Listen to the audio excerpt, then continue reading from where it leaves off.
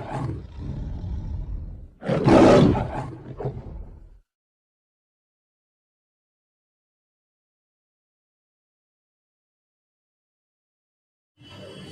My dear friend, this is Shiva Rathore from nature peri series. My dear friends, आज के episode में हम जिस शख्स से रूबरू करा रहे हैं उनका नाम है जनाब MLA सिरसागंज हरिओम यादव। हरिओम यादव जी पूर्व में भी एक नहीं, दो नहीं, तीन बार के विधायक रह चुके हैं और समाजवादी पार्टी के पूर्व में भी और आज भी गद्दार नेता हैं। तो आज बदलते समय का राजनीतिक हलचल, चुनावी 2022 की हलचल को हम जनाब हरिओम यादव से जिक्र करते हैं। सर नमस्कार। नमस्कार राठौर साहब। सर कैसे हैं? बहुत अच्छे। सर जो अभी मैं ये कहूँगा कि किसान आंदोलन को लेके विपक्ष के लोग जो आक्रामक थे वो किसान के मुद्दे तो मैं समझता हूँ अब ख़त्म हो गए। मोदी जी ने तो जो लोगों पे जो मुकदमे लगे थे उनके लिए राज्य सरकारों के लिए बोल दिया और जो बिल पास हुआ था वो भी विधिवत तरीके से पार्लियामेंट में पास करवा दिया, वापस हो गया। अब विपक्ष क्या करेगा? देखिए ये कानून वापस लिया, इसे बहुत पहले ले लेना चाहिए था, लेट लिया। चलिए दे रहा है दुरुस्त है, लेना चाहिए बहुत पहले। लगभग 700 साढ़े 700 किसानों को जानी चाहिए इसके बाद तभी आदमी प्रधानमंत्री की वापसी लेना चाहिए। किसान और किसान इस देश का अन्नदाता है, सारे देश का पेट भरता है, सीना चीर करके फसल पैदा करता है। दुनिया गर्म जाड़े में रजाइयों में सोती है, घरों में किसान खेत में कड़कड़ाती सर्दी में पानी लगाता है। गर्मी में लोग AC और पंखे कूलर में सोते हैं, किसान दोपहरी में भीषण गर्मी में खेत में फावड़ा करता है। तो किसानों की आवाज़ को समझते हुए माननीय प्रधानमंत्री को बहुत पहले लेना चाहिए और अभी मुद्दा समाप्त नहीं हुआ, अभी तो कानून वापसी है। MSP की गारंटी अभी इस सरकार ने नहीं दी। MSP की गारंटी जब तक सरकार नहीं देगी तब तक किसान पीछे नहीं है। मेन मुद्दा है MSP, तो इसलिए प्रधानमंत्री को इसकी भी गारंटी देना चाहिए, इसके लिए कानून बनाना चाहिए जिससे किसान प्रसन्न हो, खुश हो, खुशहाल हो। सर मेरी एक बात समझ में नहीं आती, ये जो नेता लोग हैं MP, MLA, मिनिस्टर, मेरे सवाल को गौर फरमाइएगा विधायक जी। जब विधायकों के MP लोगों के पेंशन भत्ते ये जब इन्हें बढ़ाने होते हैं तो पक्ष और विपक्ष एक हो जाते हैं और टेबल बजा के और वो बिल पास कर लेते हैं। और जब किसान की बात आती है, जनता की बात आती है तो राय ली जाती है, मशवरा ली जाती है, विरोध किए जाते हैं। ये विपक्ष विरोध करता है। जब MP MLA के जब पेंशन भत्ते और खर्चे जब बढ़ाए जाते हैं तब ये विपक्ष विरोध क्यों नहीं करता है? सर दीजिए ये बहुत भिन्न प्रश्न है। जब जनहित के मुद्दे होते हैं, किसानों का कानून जनहित के कानून बनते हैं, उस पर सबसे विचार विमर्श लेना चाहिए। सरकार विचार विमर्श नहीं होती कभी, और विपक्ष का एक दायित्व धर्म है कि अगर खराब कानून बन रहा तो उसका विरोध करें, ये विपक्ष का धर्म होता है और उस धर्म को विपक्ष को ईमानदारी से निभाना चाहिए जो विपक्ष ने निभाया है। जहाँ तक MLA MP के कानून भत्ते पेंशन का सवाल है तो ये सर्वसम्मत से विचार विमर्श के बाद होता है, ऐसे नहीं किसी से पूछा नहीं जाता, उसका विचार विमर्श होता है। डीजल बढ़ गया सर, एक मिनट सर सवाल ले लीजिए, क्यों नहीं आप पूछेंगे? हमारे पब्लिक के द्वारा प्रत्यक्ष अप्रत्यक्ष करों से आप लोगों को पेंशन दी जाती है, भत्ता दी जाती है, ठीक है ना? ये किसान का पैसा होता है, पब्लिक का पैसा होता है जिससे आपको खर्चे दिए जाते हैं। तो आप किसान से या देश की पब्लिक से ये क्यों नहीं पूछते हैं, बताइए। देखिए अभी आपको MLA MP के बारे में पता नहीं शायद। जी बताइए, आप बताइए सर, आप एक बार बन जाओ तो पता लग जाए, घर का द्वार भूल जाओगे।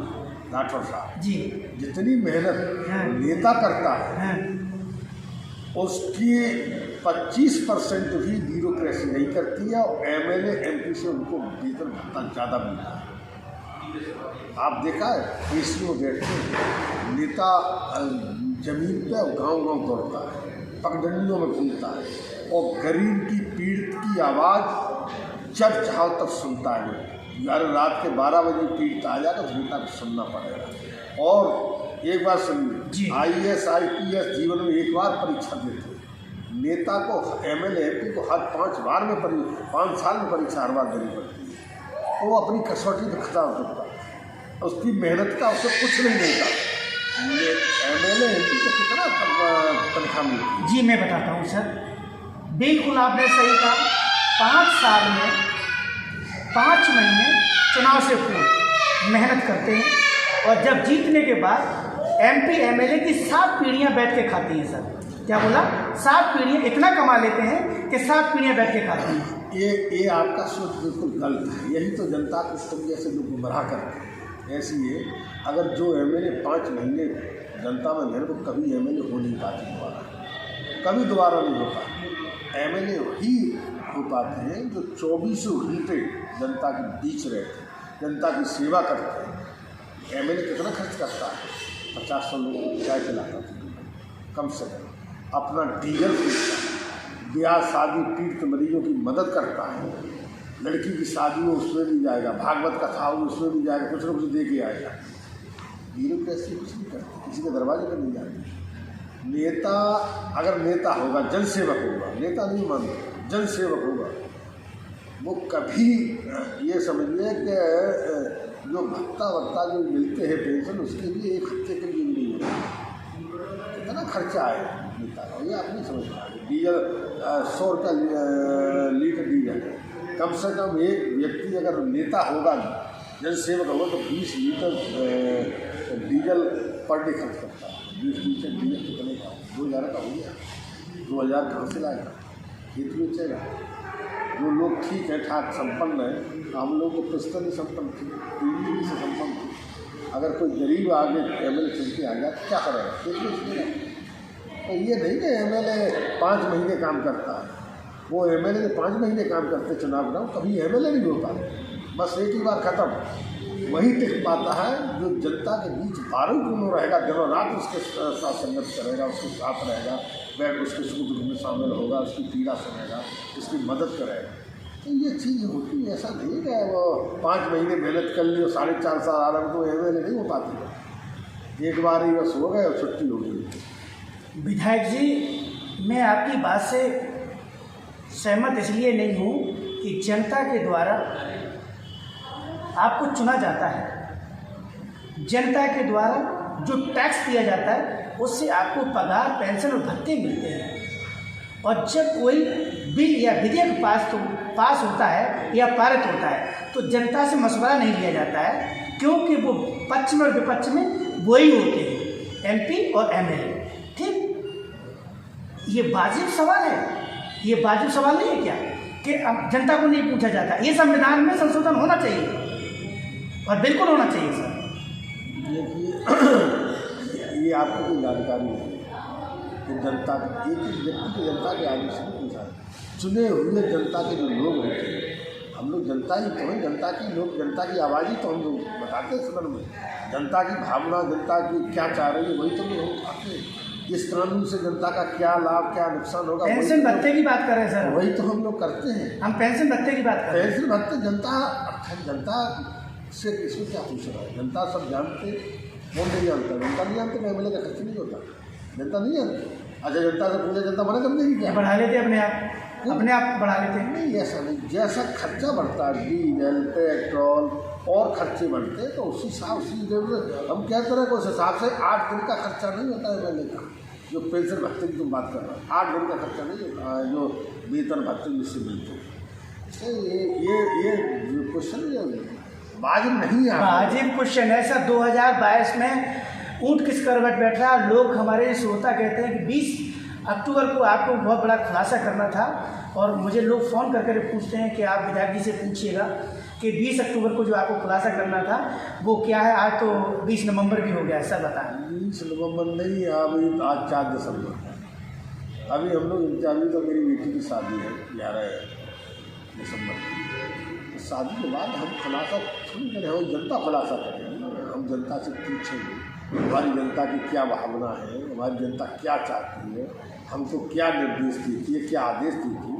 हम तो हमेशा वही करते हैं जो हमारी जनता का आदेश निर्देश होता है। जनता हमारी सर्वोपर है, जनता को मैं अपनी को भगवान मानता हूँ, और जनता हमारी जो कहेगी वही हम निर्णय करेंगे। घुमावदार शब्द में तो आप पारंगत हैं विधायक जी, क्योंकि आप पुराने राजनेता हैं। मैं ये जानना चाहता हूँ, मैंने कल सर्वे किया था, जो करखा एरिया है, करख एरिया है, जो भी है, मैं गाँव करखा क्षेत्र है, बोलते हैं। तो वहाँ लोगों ने ये भी कहा है कि सपा से अगर लकड़ी भी आएगी, सपा से जिसको टिकट मिलेगी वो विधायक होगा। और अब आप बताइए, आपका ऊँट किस करवट बैठ रहा है?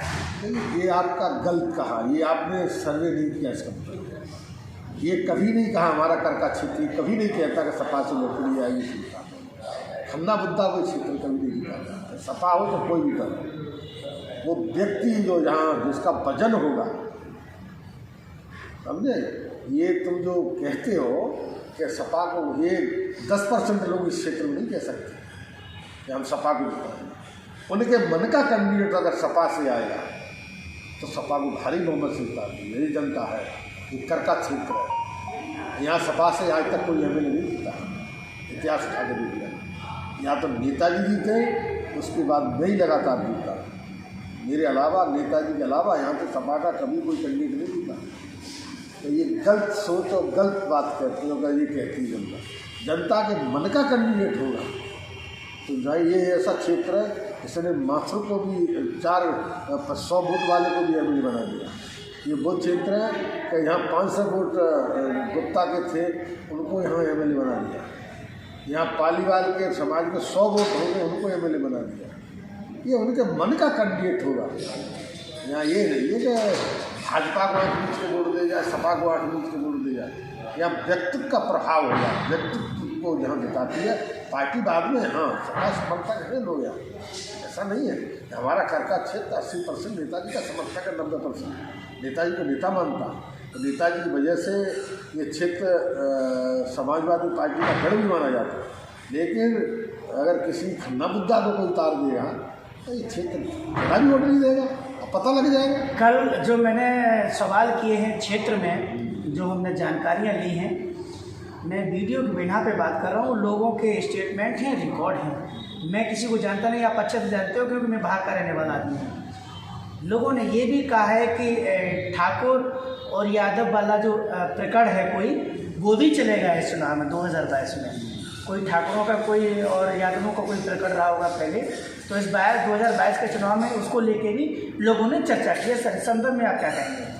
देखिए, हमारे क्षेत्र में कोई जातवाद नहीं है, ठाकुर का प्रकरण हो या यादव का प्रकरण, न यहाँ हमारे क्षेत्र में जातवाद चल रहा है। हमने पहले कह दिया कि यहाँ हमारे यहाँ माथुर लड़े थे, जिनके परिवार में 100 वोट है, और यादवों का 1 लाख वोट है सिकाबाद क्षेत्र में, तो माथुर 100 वोट वाले ने जिता दिया।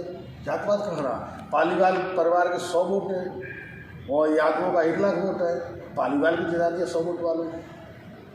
मनसाराम गुप्ता, यहाँ हमारे यहाँ गुप्ताओं के 500 अब 1000 वोट हो गए होंगे, 1 लाख वोट यादवों का, तो 1000 वोट वाले को यहाँ के यादवों ने जिता दिया। यह कहाँ से निकल आई कि यादव और ठाकुर का मुद्दा?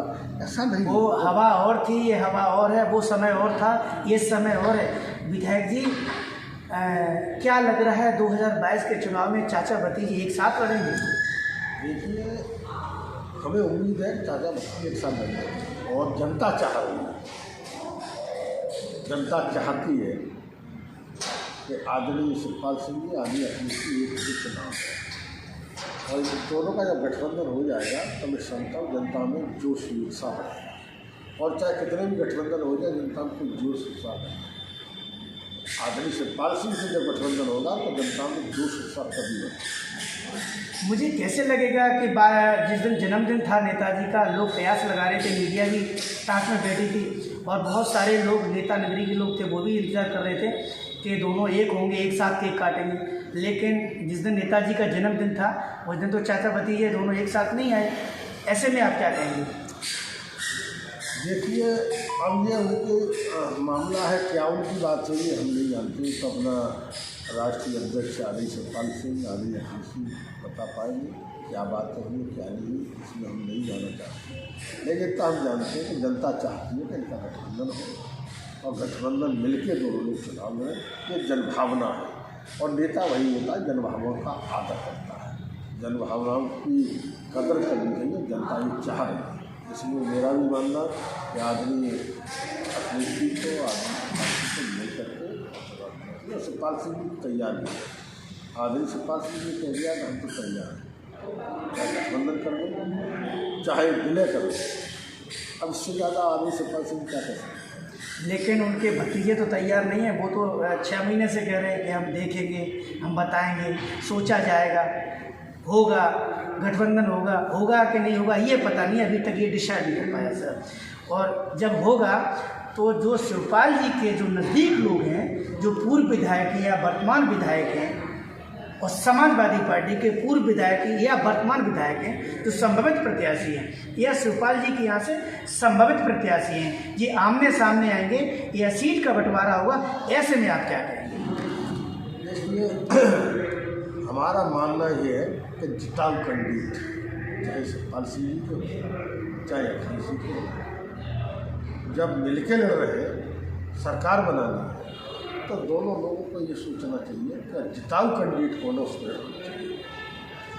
अगर आदरणीय सतपाल सिंह के कैंडिडेट जिताऊ है तो आदरणीय अखिलेश जी को मान लेना चाहिए, आदरणीय अखिलेश जी के जिताऊ कैंडिडेट कहीं है तो मैं आदरणीय सतपाल सिंह और मैं समझता हूँ आदरणीय सतपाल सिंह मान लेगा। उनको लगेगा कि हमारे कैंडिडेट से आदरणीय अखिलेश जी का कैंडिडेट मजबूत है तो आदरणीय सतपाल सिंह मजबूत है, ये मुझे विश्वास है। क्या होगा, सरकार बनानी है तो कैंडिडेट का बहुत असर होता है। पार्टी का तो वोट होता है, कैंडिडेट वही जीतता है जिसका व्यक्तिगत 20-25% वोट होगा। निजी बैंक से पैसा लेने जाते हो, बैंक तब आपको लोन देती है 25% तुम्हारा खुद का होता है, 75% ऐसा ही पार्टी का है। कैंडिडेट वही जीतेगा जिसका निजी 25% वोट होगा, जिसकी जेब का 10-15,000 20,000 वोट होगा, वो कैंडिडेट चुनाव जीत पाएगा। और जिसका कोई जो जाएगा हम पार्टी के नाम पे जीतेंगे तो एक में तो 403 जीत जाएगा, पार्टी के नाम पे जीत। सर, अगर पार्टी का विलय होता है या अलायंस होता है समाजवादी पार्टी से श्रीमान शिवपाल जी के यादव का, तो अगर आपको उन्होंने कंसीडर न किया तो ऐसे में आप क्या करेंगे? बीजेपी का दामन थामेंगे? देखिए, हम IAS हो नहीं सकते, IPS हो नहीं सकते, हर हम तक चलेगा नहीं। तो 40 साल हमने जनता की सेवा की और तन मन धन से तीनों से की है और दिनों रात एक करके हर सब दर्द अपनी जनता के साथ। तो राजनीति तो हम करेंगे। अगर पहले हमारा मन सपा में है, अगर सपा को टकराएंगे तो फिर हम जनता से पूछेंगे। कई दल हैं, बीजेपी की अकेली बहुत दल है, कि हमारी जनता से पूछी, जनता जो आवाज़ लगाएगी हमको तब यहाँ रहिए, हम आपके साथ यहाँ रहेंगे, वही रहेंगे।